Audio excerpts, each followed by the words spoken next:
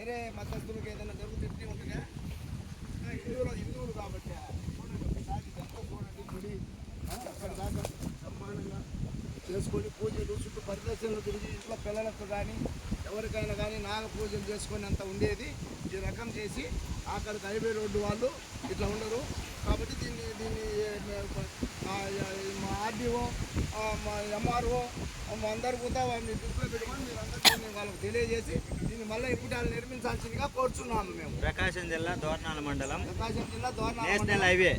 ఈ విధంగా గుడి నిర్మాణం లేకుండా మొత్తం మట్టి వేశారు కాబట్టి మీరు దీన్ని మళ్ళీ యథామామూలం ఉండేటట్టు చేయాలి. పట్టాలన్నీ తీసి బ్రిడ్జి కిందకి వేశారు. ధర్మంగా ఉద్యమాలు చేస్తాయి, ఇది హిందూ ధర్మంగా ఉద్యమాలు ఉంటాయి.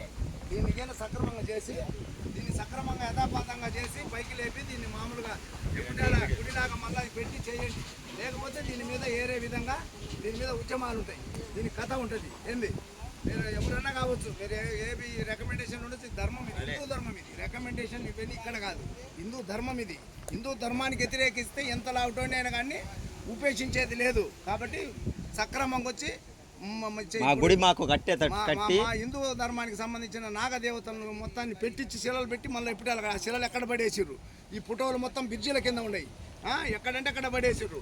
మిమ్మల్ని కూడా ఏదన్నా అది దాంతో ఇక్కడ చూడండి ఎదురుగా ఒక మసీదు ఉంటే ఆ మసీదును మరి బ్రహ్మాండంగా చేసి ఉన్నారు. మరి ఇంతలో హిందూ ధర్మంగా కోట్ల మంది ఉన్న హిందూ ధర్మంగా పూజ నాగదేవతలను ఈ రకంగా చేసినారంటే మేము ఏం మాట్లాడాలి, మేము ఎవరికి చెప్పాలి, మేము ఏమనాలి? ఏమన్నంటే అదన్నరా ఇది అనేది కాదు, ముందు పూజ చేసే పని హిందువేగా. కాబట్టి దీన్ని ఖచ్చితంగా చేపిస్తారు. చేపి లేకపోతే దీని మీద ఉద్యమం, దీని మీద ధర్నాలు, దీని మీద కథ, రోడ్డు గురించి ధర్నాలన్నీ చేస్తారు. హిందువులు మొత్తము ఐక్యం చేసి చేస్తాం. కాబట్టి దీన్ని ఇమ్మీడియట్గా లేక భద్రంగా దీన్ని జై శ్రీరామ్, జై శ్రీరామ్, జై శ్రీరామ్, జై శ్రీరామ్, జై నాగదేవత, జై నాగదేవత, జై నాగదేవత. ఇది నేను ఇట్లా చేసిన వాళ్ళను ఇమ్మీడియట్గా శిక్షించండి నాగదేవత గారు.